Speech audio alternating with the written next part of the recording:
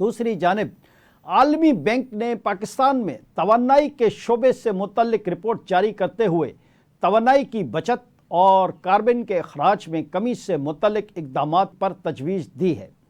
عالمی بینک کی رپورٹ میں سیمنٹ، اسٹیل، کھاد، ٹیکسٹائل اور پیپر کے شعبے پر فوکس کیا گیا ہے۔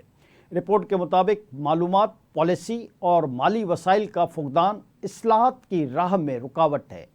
ٹیکنالوجی فیزیبلٹی کی رکاوٹیں بھی تبدیلی کی راہ میں رکاوٹ ہیں۔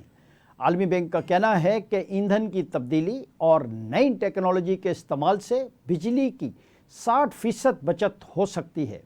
ایندھن کی تبدیلی اور نئی ٹیکنالوجی کے استعمال سے کاربن اخراج میں 13% تک کمی ممکن ہے۔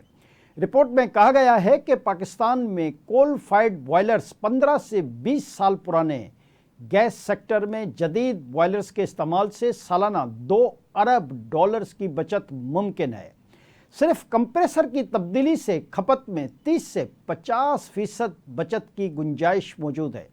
عالمی بینک کی رپورٹ میں یہ بھی کہا گیا ہے کہ ٹیکسٹائل سیکٹر میں بجلی سب سے زیادہ ڈائننگ اور فنیشنگ کے مراحل میں استعمال ہوتی ہے۔